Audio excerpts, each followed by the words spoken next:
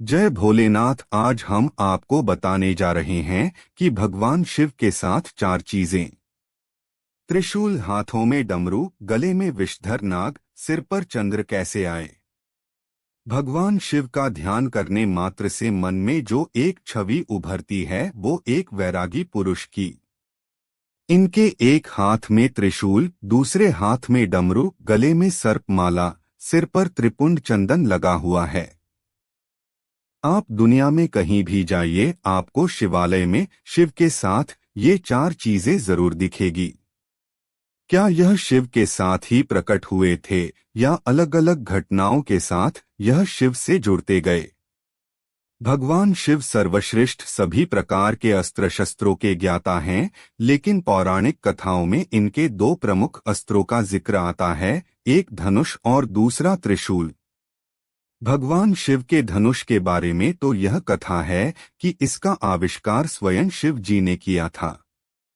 लेकिन त्रिशूल कैसे इनके पास आया, इस विषय में कोई कथा नहीं है।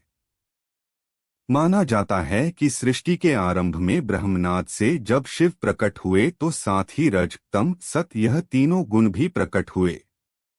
यही तीनों गुण शिव जी के तीन शूल यानी त्रिशूल बने। इनके बीच सामंजस्य बनाए बगैर सृष्टि का संचालन कठिन था। इसलिए शिव ने त्रिशूल रूप में इन तीनों गुणों को अपने हाथों में धारण किया। भगवान शिव के हाथों में डमरू आने की कहानी बड़ी ही रोचक है।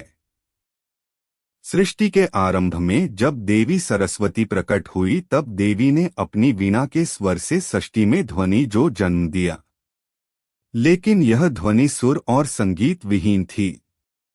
उस समय भगवान शिव ने नृत्य करते हुए 14 बार डमरू बजाए और इस ध्वनि से व्याकरण और संगीत के धंध ताल का जन्म हुआ। कहते हैं कि डमरू ब्रह्मा का स्वरूप है जो दूर से विस्तृत नजर आता है, लेकिन जैसे जैसे ब्रह्मा के करीब पहुंचते हैं वह संकुचित हो दूसरे सिरे से मिल जाता है और फिर विशालता की ओर बढ़ता है।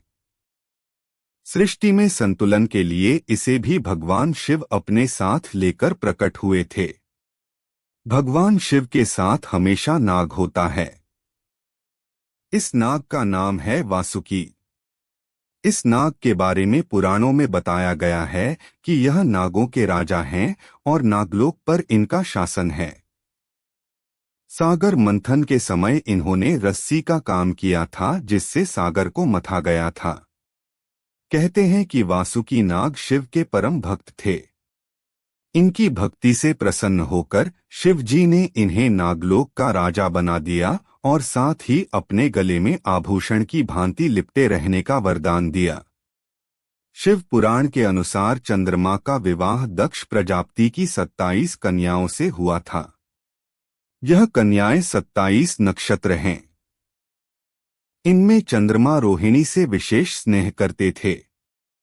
इसकी शिकायत जब अन्य कन्याओं ने दक्ष से की तो दक्ष ने चंद्रमा को क्षय होने का शाप दे दिया। इस शाप बचने के लिए चंद्रमा ने भगवान शिव की तपस्या की। चंद्रमा की तपस्या से प्रसन्न होकर शिव जी ने चंद्रमा के प्राण बचाए और उन्हें अपने शीश पर स्थान दिया। जहां चंद्रमा ने तपस्या की थी वह स्थान सोमनाथ कहलाता है। मान्यता है कि दक्ष के शाप से ही चंद्रमा घटता बढ़ता रहता है। यदि आपको यह कथा पसंद आई है तो हमारे चैनल अद्भुत लाइफ स्टोरीज आल को लाइक, शेयर व सब्सक्राइब जरूर करें।